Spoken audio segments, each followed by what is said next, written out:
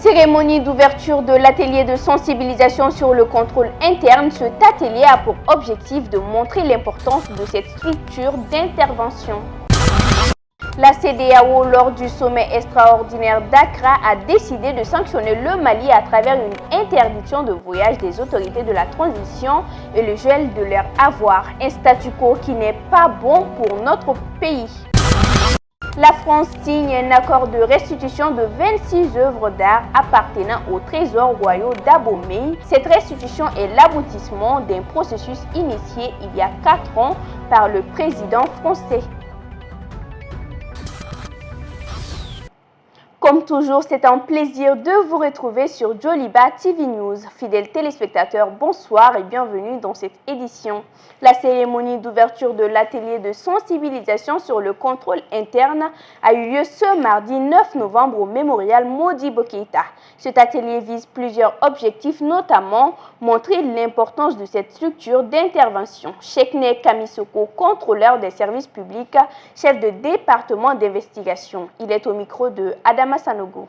Tellement de l'importance du contrôle interne, des objectifs du contrôle interne, des moyens du contrôle interne, des limites du contrôle interne et des difficultés qu'on peut rencontrer dans la mise en œuvre du contrôle interne. En ce qui concerne le manuel de procédure, c'est en fait un document qu'on a élaboré, qu'on va mettre à la disposition de l'ensemble des DFM pour qu'elles soient à mesure elles-mêmes d'élaborer leur manuel de procédure. Les citoyens maliens se sont prononcés sur les sanctions de la CEDEAO. Pour certains, les autorités doivent jouer la carte de la diplomatie. Pour d'autres, ces sanctions ne sont que des intimidations. Aouna Salia Kone et Silandouba ont baladé leur micro, suivant leur reportage.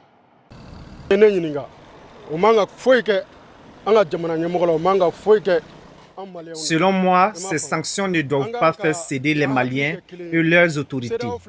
Nous devons nous unir. Au lieu que la CEDEAO nous sanctionne, pourquoi ils ne prennent pas les sanctions contre les présidents qui font le 3e mandat? Pourquoi sanctions au 3e mandat?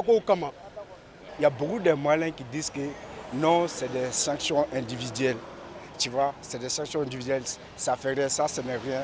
Les autorités maliennes n'ont pas besoin de sortir, de voyager, ainsi de suite. Ce n'est pas le moment de faire le bras de fer entre le peuple malien ou la communauté internationale.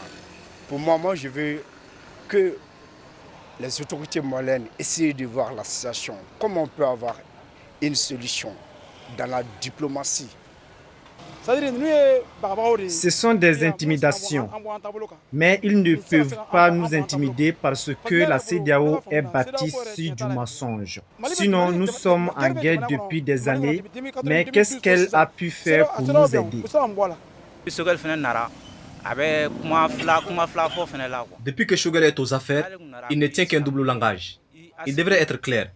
Les autres hommes politiques ne peuvent pas lui faire confiance sur cette lancée. Il devrait associer les autres politiques pour qu'on puisse faire face à la CEDEAO.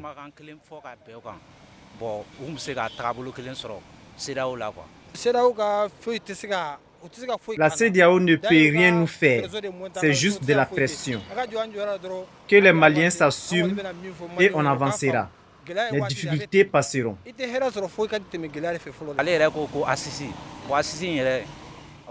Il parle d'assises. Je pense que c'est une dépense inutile. Il y a des gens qui n'ont pas à manger. Il y en a qui sont des déplacés. Ils ont faim. Jeter de l'argent par les fenêtres pendant que les citoyens ont faim et soif, cela n'est pas nécessaire.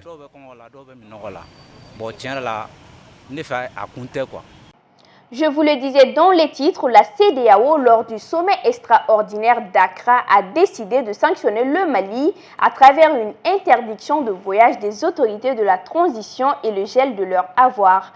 Des sanctions qui pourront être durcies le 12 décembre prochain si rien n'est fait. Un statu quo qui n'est pas bon pour notre pays, prévient nos invités de l'édition spéciale. Aruna Saliakone décrypte. Le Mali, membre fondateur de la CEDEAO, est aujourd'hui en désaccord avec elle. Cet incident de parcours doit-il nous servir de leçon et revenir au dialogue?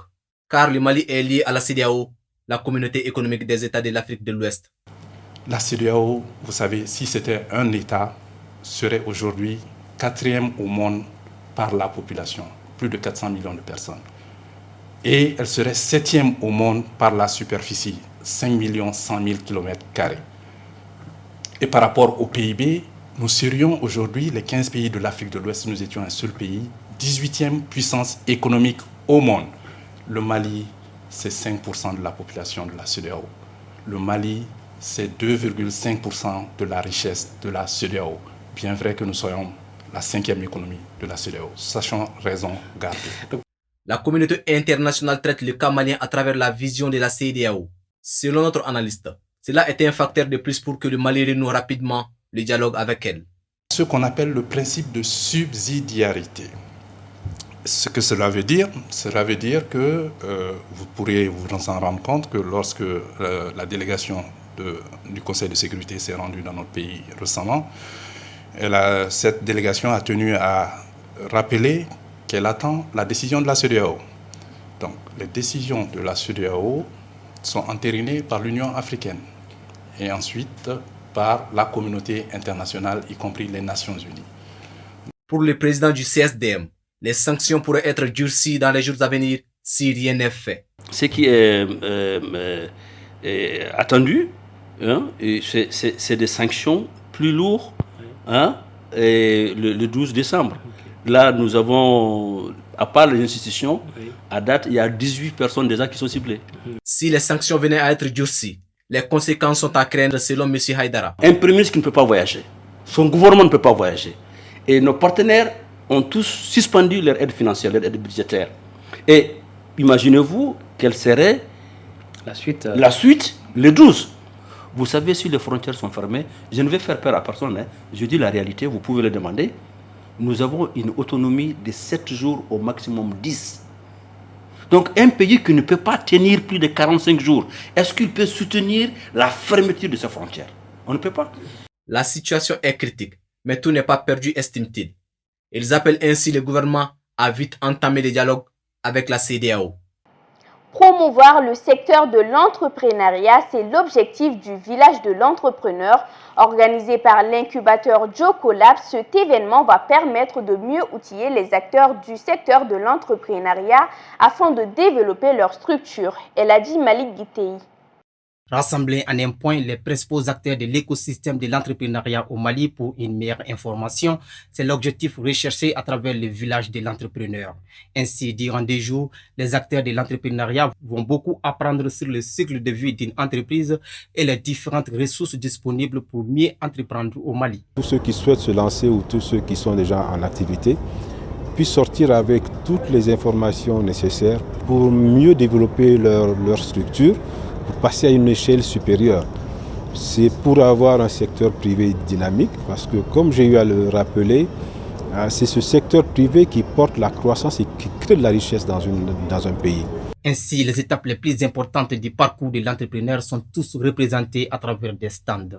Ici, c'est l'Agence pour la promotion des investissements au Mali, API, spécialisée dans la formalisation des entreprises. Aujourd'hui, il y a beaucoup d'entreprises qui évoluent dans l'informel. La raison pour laquelle cette rencontre permettra non seulement de pouvoir édifier les porteurs de projets, de leur mettre à leur disposition des idées de projets, les secteurs porteurs, et puis maintenant les mettre en relation avec les structures pour financer leurs projets. Pour relever le défi numérique, les entreprises sont obligées de s'adapter aux nouvelles technologies de l'information et de la communication. C'est le domaine de prédilection de cette entreprise qui œuvre dans la digitalisation. Alors là déjà, c'est que les participants, les entrepreneurs qui viennent visiter puissent découvrir aujourd'hui des outils efficaces, des outils digitaux que nous sommes capables de mettre à leur disposition pour renforcer leur entreprise, pour digitaliser leur entreprise, pour être mieux présente sur Internet et voilà, pour exister en fait au XXIe siècle. La directrice du Centre malien de la promotion de propriété industrielle CEMAPI, partenaire de cet événement, se réjouit d'une telle initiative. Quand on a un nom commercial, on a besoin de développer une autorité autour de ce nom commercial. Quand on a une marque de produits et de services, on a besoin de communiquer aussi sur cette marque, de faire du marketing. Et donc c'est ce qui fait que ces outils-là sont des outils de stratégie commerciale pour les entreprises, parce que c'est à travers ça que les consommateurs reconnaissent les produits que les entrepreneurs mettent sur les marchés. Des panels, des ateliers de formation sont prévus durant ces 2 jours. Pour rappel, Cet événement, le village de l'entrepreneur, est organisé dans le cadre de la Semaine mondiale de l'entrepreneuriat organisée le mois de novembre de chaque année. L'Agence pour la promotion des investissements au Mali, API, est un établissement public à caractère administratif. Sa mission consiste à formaliser et accompagner les entreprises, surtout les petites et moyennes entreprises PME. Eladi Malik Guité a rencontré Moussa Boiré, le directeur de cette agence. Écoutons sa réaction sur l'importance d'une telle rencontre. Aujourd'hui, la participation de l'API est non seulement indispensable, d'autant plus que dans les prérogatives de l'agence, à travers la politique nationale de promotion des investissements, nous pensons que l'API joue un grand rôle dans le cadre de la formalisation, la mise en relation avec tous les acteurs de l'écosystème entrepreneurial, notamment les incubateurs, les porteurs de projets, les partenaires techniques et financiers et surtout les structures d'accompagnement qui accompagnent les porteurs de projets. Aujourd'hui, il y a beaucoup d'entreprises qui évoluent dans l'informel. La raison pour laquelle cette rencontre permettra non seulement de pouvoir édifier les porteurs de projets, de leur mettre à leur disposition des idées de projets, les secteurs porteurs, et puis maintenant les mettre en relation avec les structures pour financer leurs projets à travers les fonds d'investissement, les sociétés de capital à risque et les banques d'affaires. Nos attentes, c'est surtout voir surtout cette jeunesse, surtout les jeunes start-up qui ont des idées, pour qu'ils puissent vraiment, à l'issue de cette rencontre, qu'ils puissent vraiment être incités à créer leur entreprise, surtout à se formaliser. En plus de ça, de voir quels sont les secteurs qui sont pourvoyeurs de richesses et de pourvoyeurs d'emplois. Et ça, vraiment, nous espérons qu'à l'issue de cette rencontre, beaucoup de jeunes seront des champions de demain et ils seront accompagnés. Et ils auront vraiment toute la documentation pour pouvoir vraiment produire le Made in Mali. Le réalisateur malien Ousmane Samasekou honore le 7e art malien en Tunisie en remportant le week-end dernier le Tanit d'argent à la 32e édition des Journées cinématographiques de Carthage avec son film documentaire intitulé Le Dernier Refuge. Ils étaient plus de 45 pays arabes et africains à prendre part à cette 32e édition avec 57 films sélectionnés.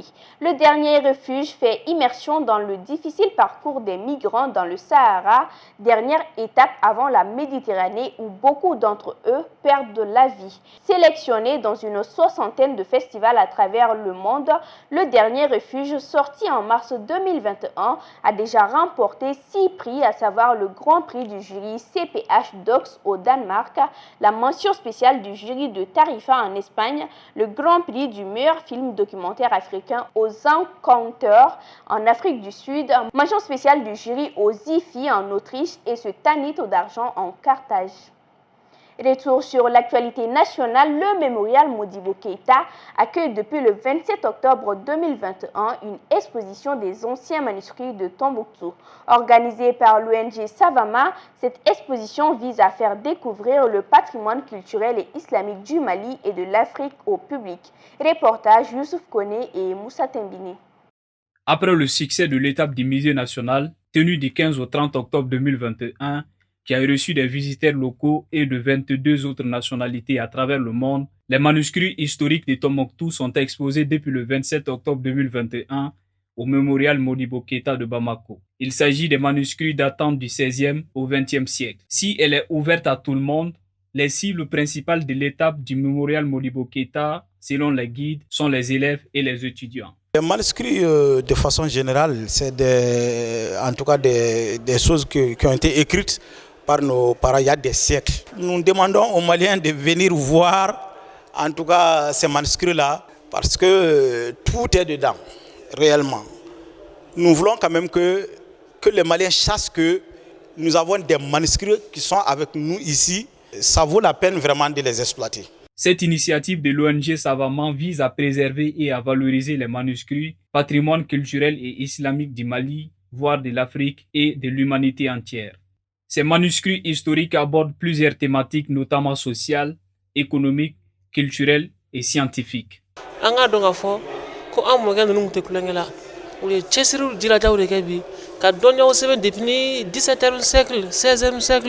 Nos ancêtres ont énormément travaillé en écrivant ces manuscrits qui sont aujourd'hui d'une importance capitale pour notre génération et la génération future.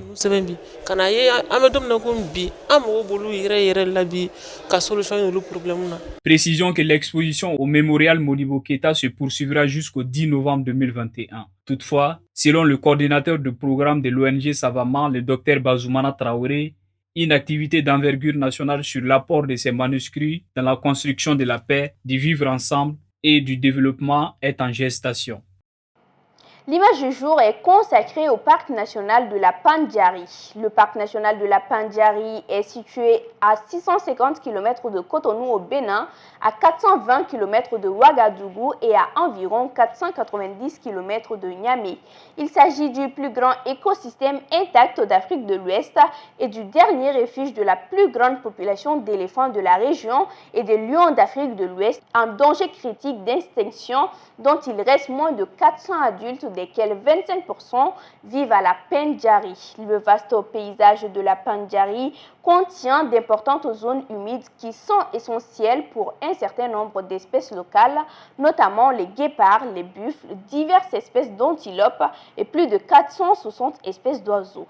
En octobre 2020, la réserve de la biosphère de la Pandjari, RBP, fusionne avec les deux réserves de biosphère frontalières appartenant au Burkina Faso et au Niger pour donner naissance à une réserve de biosphère transfrontière nommée réserve de biosphère transfrontière du complexe WAP et couvre une superficie de plus de 94 000 km. Le parc dispose de 3 entrées, Porga au nord-ouest, Batia au sud et Kankombri à l'est. L'entrée principale étant celle du Batia. À présent, l'actualité internationale avec Oumou Makalou. Les ministres de la Culture français et béninois signent à l'Élysée un acte de transfert de propriété de la France au Bénin, permettant à 26 œuvres des trésors royaux d'Abomey de regagner leur pays après près de 30 ans d'absence. Cette cérémonie solennelle marque la dernière étape d'un processus inédit entamé avec la promesse faite en 2017 par M. Macron de procéder à des restitutions du patrimoine africain en France. Cette initiative est un marqueur important pour la construction d'une nouvelle relation et d'un nouveau regard entre la France et le continent africain. Parmi les œuvres restituées figurent des statues totems de l'ancien royaume d'Abomey, ainsi que le trône du roi béanzien, pillé lors de la mise à sac du palais d'Abomey par les troupes coloniales françaises en 1892. Ces trésors repartiront à bord d'un avion avec Patrice Talon et leur arrivée sera célébrée mercredi à Cotonou, où ils sont attendus avec émotion. Campagne de vaccination des enfants contre la polio a été lancée lundi en Afghanistan. La première sous les talibans qui y étaient plutôt opposés avant de revenir au pouvoir, a indiqué un responsable gouvernemental. Initiée par l'Organisation mondiale de la santé (OMS) et l'UNICEF, elle doit durer 4 jours et vise à immuniser 10 millions d'enfants de moins de 5 ans, dont 4 millions vivant dans des régions auparavant inaccessibles à cause des violences. Il s'agit d'un changement radical de position des talibans. Ils étaient parfois férocement opposés à la vaccination avant, lorsqu'ils combattaient le gouvernement pro-occidental. Certains interdisaient alors aux autorités de mener des campagnes de vaccination avec du porte-à-porte dans les zones sous leur contrôle, y voyant un complot occidental visant à stériliser des enfants musulmans. Après le retour au pouvoir des talibans, des discussions entre les talibans et l'ONU ont permis la mise en place de cette campagne. Un pas extrêmement important s'était réjoui l'OMS en octobre. La plateforme numérique de promotion et de vente d'œuvres d'art Agansi prend part depuis hier lundi à la première édition du Village de l'Entrepreneur, un espace dédié à la promotion de l'entrepreneuriat au Mali, organisé par l'incubateur Jocolabs. Agansi entend ainsi donner sa place à l'art dans l'écosystème entrepreneurial malien. Youssouf Kone et Bakoro Bagnari. Pourtant, l'un des secteurs à forte potentialité et d'opportunités d'emploi, le secteur de l'art est quasi absent des grandes rencontres de l'entrepreneuriat au Mali. Toute chose que la plateforme numérique de promotion et de vente d'œuvres d'art Agansi entend changer à travers sa participation au Village de l'Entrepreneur. Être présent aujourd'hui à cet événement nous permet en fait de sortir de notre zone de confort, de sortir de nos ateliers et d'aller vers un public qui s'intéresse à autre chose que l'art. Ici, nous avons des aspirants entrepreneurs, nous avons des entrepreneurs, nous avons des grandes sociétés qui sont représentées. C'est le lieu pour nous en fait de venir vers eux avec l'art, avec la peinture, de venir leur montrer ce que c'est que l'art et aussi leur donner l'opportunité de s'essayer à ça, de comprendre ce que c'est que la peinture. La participation inédite de l'art à un tel événement à travers Agansi a été saluée par les organisateurs du village de l'entrepreneur. En réalité, l'art, c'est aussi de l'entrepreneuriat. Les artistes sont des entrepreneurs et nous avons, à travers cette activité, créé un lien entre entrepreneuriat et création artistique pour montrer que justement cette créativité qui représente aussi l'entrepreneuriat, parce que se lancer, créer une entreprise, c'est de l'art, c'est de la créativité. On trouve une idée, donc du coup c'est de pouvoir matérialiser ça sur une toile que les visiteurs pourront emporter chez eux. C'est inédit et ça se passe ici au village de l'entrepreneur. Ils étaient plus d'une dizaine de jeunes à s'emparer des pinceaux et de la peinture pour s'essayer au dessin, à l'image de Amsatou Kambara, qui souhaite devenir artiste. Depuis longtemps, mais je n'avais pas eu l'occasion. Et aujourd'hui que j'ai eu l'occasion, j'ai voulu en profiter pour faire un petit dessin et montrer que je suis une reine. J'aime bien l'art et je me sens bien quand je dessine. Je me sens moi-même au fait. Parmi la dizaine d'entreprises présentes à ces rassemblements, Agansi a été celle qui a attiré le plus de monde lors de la cérémonie d'ouverture. Un engouement qui réconforte la promotrice de la plateforme. Ça nous confirme en fait notre idée. Nous avions déjà l'idée que les gens aiment l'art, mais les gens ne connaissent pas forcément l'art. Si nous venons vers les gens et que nous voyons que les gens sont enthousiastes, ils nous accueillent comme ça veut dire que ça nous conforte en fait dans notre idée comme quoi l'art c'est possible pour tout le monde. Agansi vient donc de franchir le pas. À d'autres entreprises culturelles et artistiques de tenter l'expérience pour une plus grande représentativité de l'art dans l'écosystème entrepreneurial malien.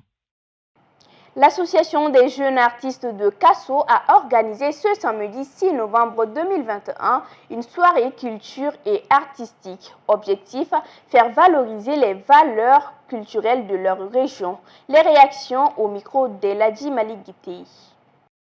Pour que Kasso boula la paix là,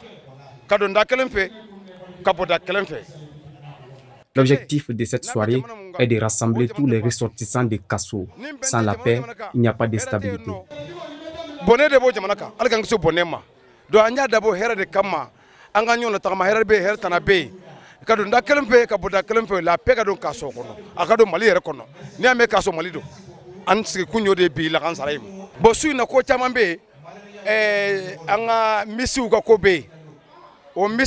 Nous avons prévu beaucoup de choses ce soir. Un concours de Miss, des prestations d'artistes.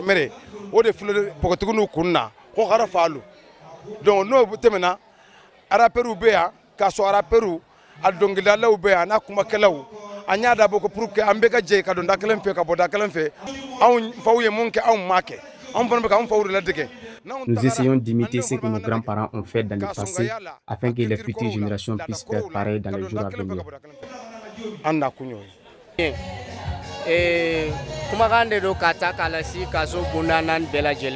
Nous demandons à la population de Kasso de nous unir pour pouvoir vivre en harmonie.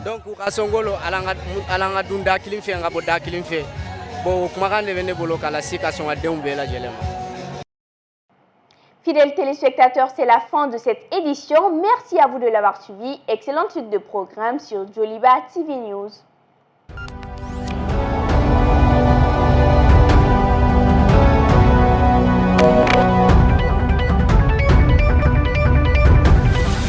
Joliba Evening News.